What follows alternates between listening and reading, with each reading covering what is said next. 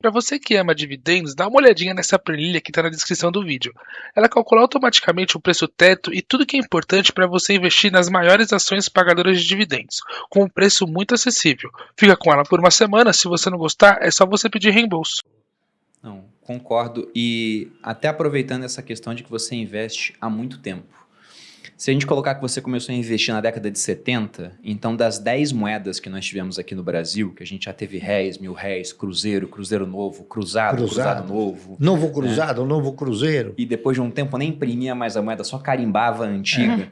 Dessas 10 moedas, você pegou 8 durante sua trajetória como investidor. Você pegou hiperinflação aqui no Brasil. Não, na acho verdade, que eu se a peguei gente mais pega de 8. Acho que eu peguei mais de 8. Então você pegou 9. Pegando desde que você nasceu, pode ter sido 9. Nós começamos desde 60, antes de 64, acho que teve o primeiro Cruzeiro Novo.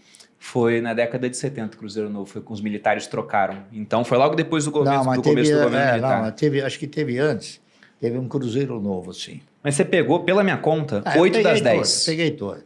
Na verdade... E pegou um período de hiperinflação também. Como é que foi essa época? Né? Foi uma hiperinflação. Mas como é que era? Porque eu fico pensando, o pessoal fala muito de, olha, o Brasil para crescer tem que ser mais produtivo. E aí o meu vô, ele falava, pô, como é que vai produzir naquela época? Você tinha que ir no mercado todo dia porque o preço estava sendo reajustado. Você tinha que tirar o dinheiro do banco no começo do dia e depositar no final, porque senão você não ganhava overnight e o dinheiro perdia valor. Então você passava das 24 horas do dia, umas 4 horas em fila. Tentando fazer compras, por estocando, conta né? de hiperinflação. Imagina a loucura que era. O mercado ele teve uma evolução, o mercado financeiro, é claro, né? Ele teve uma evolução. Quando se implantou a caderneta de poupança, o objetivo do Estado era retirar recursos do meio circulante, pagando um retorno ao cidadão. Então, se a memória não me trair, o primeiro intervalo de remuneração da caderneta de poupança era anual. Depois, ele passou a ser semestral. O cara tinha que deixar o dinheiro preso durante um ano para ganhar um retorno? Então. Então. Por quê? Porque você tinha uma visão de investimento maior. Então, voltou para 6 meses. Por quê? Porque aquilo abreviou. O sentimento de ganho abreviou. Tá certo? Depois de 6 meses, passou para 3 meses. Depois de 3 meses para 1 mês. Entendeu? Então, foi uma regressão gradual, não foi... Então, por quê? Porque também a estrutura financeira do país, ela veio se maculando nessa questão da inflação gradualmente, não foi de repente. Tá entendendo? Era bom para o pessoal ansioso, que adora comprar e vender, comprar e vender. Não, mas aí no caso não era comprar e vender. Aí no caso era o seguinte, quando você aplica os seus recursos em um papel de renda garantida, certo? Qual é a sua expectativa? Você tem o sentimento de ganho, você quer ganhar, está correto? Quando você compra uma ação, você não alimenta a mesma expectativa. Por quê? Porque você tem inúmeras orientações, principalmente pelo banqueiro, que vai quebrar, que não dá, que vai cair, que você vai ficar pobre. Tá entendendo? Por quê? Porque ele aterroriza o cidadão dessa maneira para direcionar o cidadão para ele, para os recursos para ele. E foi o que aconteceu durante muitos anos.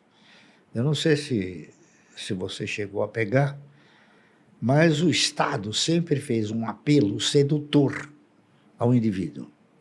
Então, nós tivemos uma época em que as emissoras de televisão, cada uma inseria 10, 15 ou 20 vezes por dia uma proposta, um apelo assim. Tinha um cidadão com a gravatinha, um cabelinho, né, numa mesa, um cartãozinho, falar, vem para a poupança,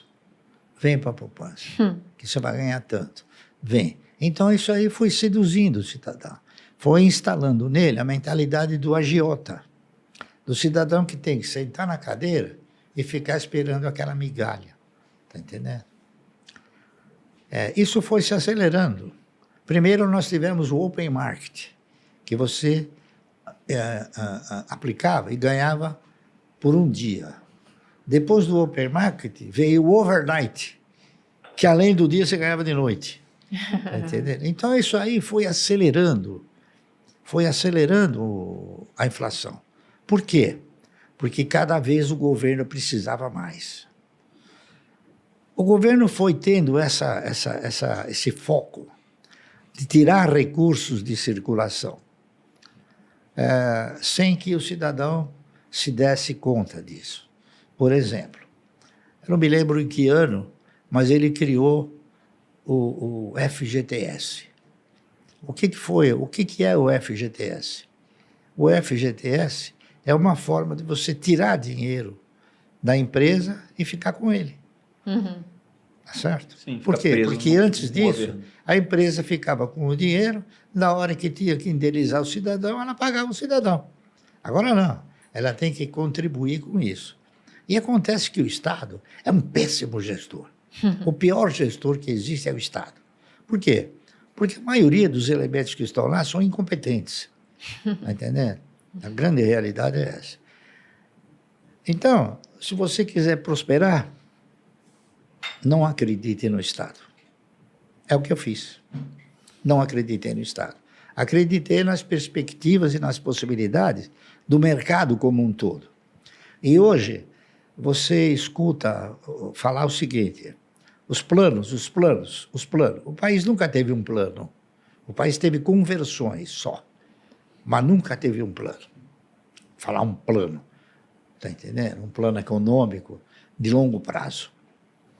E essa aqui é a verdade. O que eu fico curioso é como que você fez para, durante essa época, se manter fiel à sua estratégia. Porque você fez um estudo e, como você mesmo disse, era muito mais uma esperança, que você não sabia se daria certo naquele ambiente. Quero comprar 1.000 ações por mês de uma determinada empresa.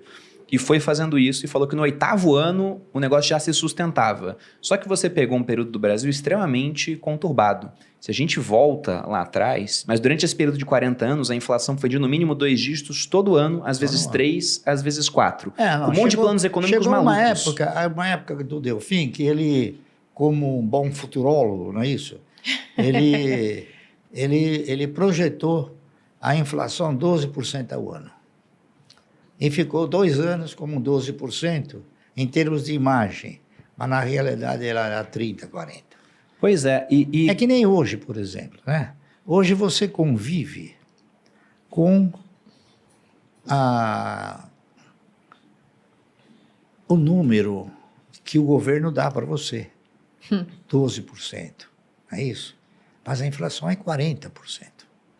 Então, se você acreditar no governo, você faz que nem um caranguejo, você vai para trás. Está entendendo?